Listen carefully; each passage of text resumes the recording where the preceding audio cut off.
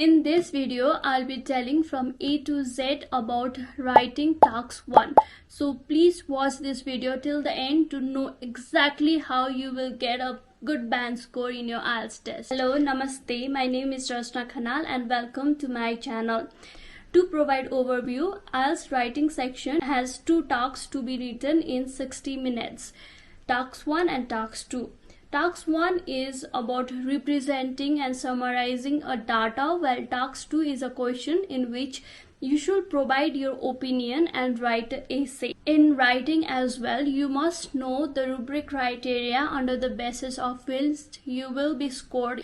There are 4 different criteria: task achievement, cohesion and coherence, lexical resource, grammatical range and accuracy. To get full marks in task achievement, you should write or describe the data in 150 words, not a word less than 150 words, or else your score will be deducted.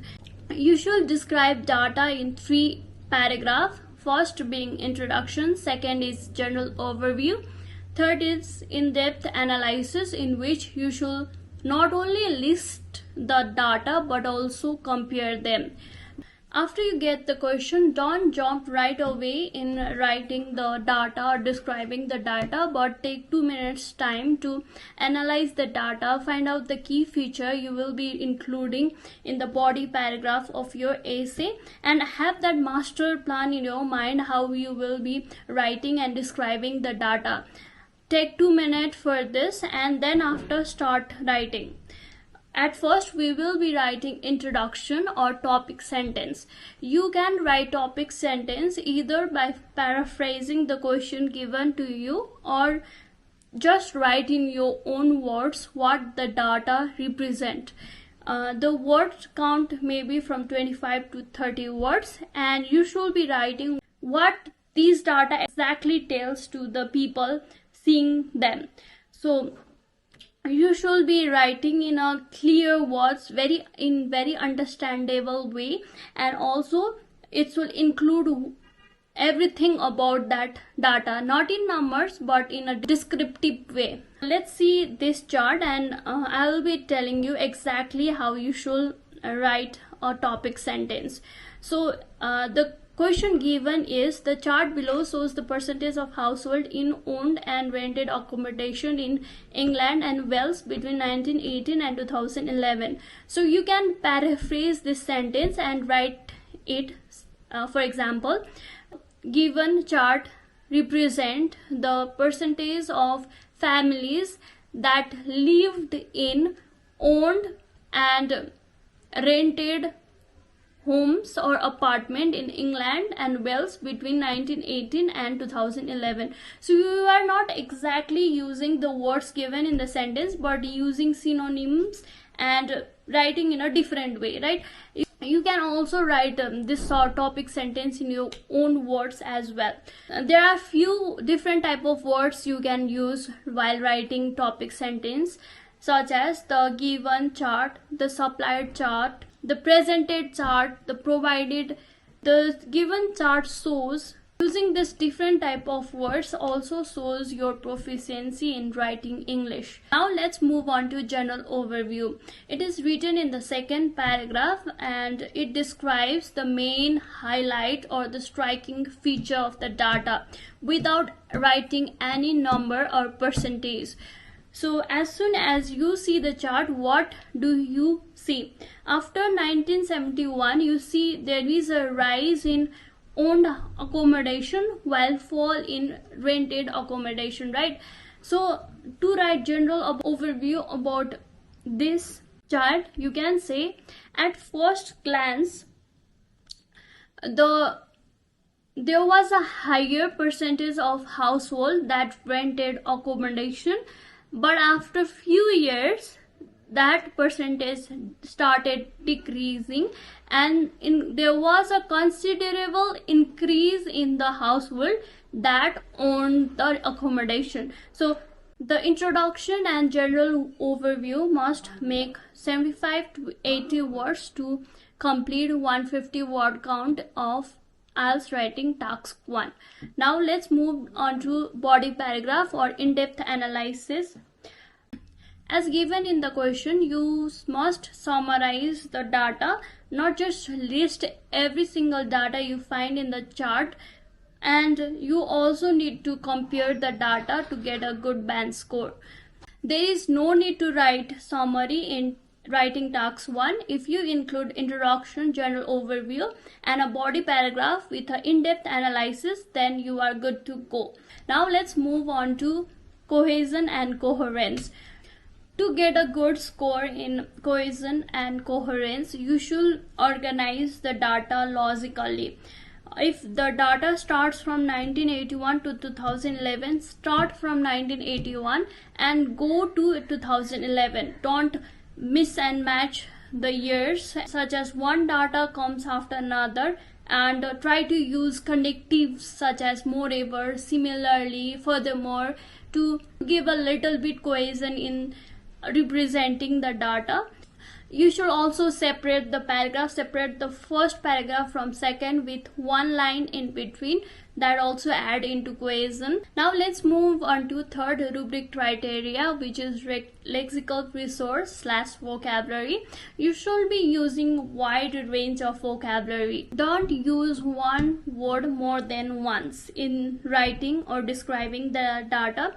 Use synonyms as much as possible. Use different variety of words to describe the same thing, and use adverbs, adjectives such as slowly decreased to, rapidly decreasing, rapid rise, significant increase, significant rise, significant surge, significant growth, population rose significantly, the population rose rapidly, the population rose abruptly, the population rose slowly. And if you see decrease, then don't just write decrease. You can say there was a decline, there was a dip, there was a plunge in the population in year 2012.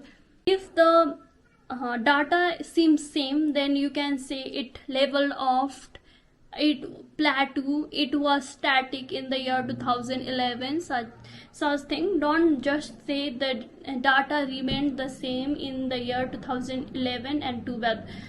Use different type of words, use good words, use less common words to describe the data so that the examiner will give you good marks. Another thing I want to include here is don't just write percentage, but rather write it in words to look different, to present to the examiner that you can use variety of sentences or words to describe the data. Such as if it's 51%, then write just over the half of the people are living in Korea.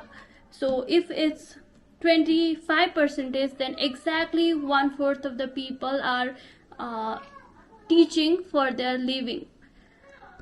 And if it's 1043 people are living in Kathmandu, then you can say just over 1,000 people are currently living in Kathmandu, right? And if you are confused whether it's 25 or 26%, don't just randomly predict that it's 26%, right? Around 25% of people are doing this. You can write in that way whatever is given in data.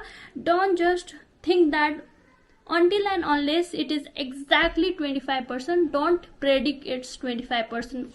Then if you predict that's 25% and if the examiner thinks that's not, then your marks will decrease.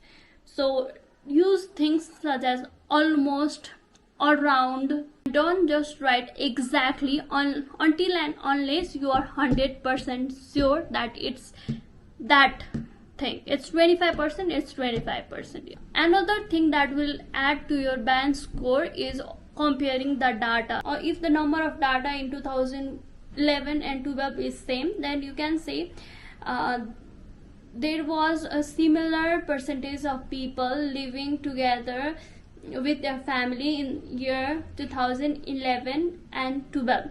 And you can compare the data in such way as well. If there is 25% of people are living with family in year 2011 and 50 people are living with their family in 2012, then you can say the number of people living together with their family doubled then in the year 2011. So in that way you can compare the data, and this will definitely add to your band score. Let's move on to grammatical range and accuracy. To get a good marks in grammatical range, you must use punctuation correctly, comma, those commas, full stop. And another thing is you must use different kind of sentences, from simple, complex to compound sentences, using connectives, discourse markers such as and, but, yet, similarly, moreover, furthermore, such kind of connectives which I will also list here. You should also use correct word order. Adjectives come before noun and adverb come after verb. And at last, I want to tell you that don't write each and every data given to you in the chart, but rather summarize it, write the key feature only, and you will get a good band score. That's all I have to say. If you have something new, then please write down in the comment section. If you want me to explain in detail in certain topic, then also mention below. Thank you for watching video. Like and subscribe to the channel. Bye.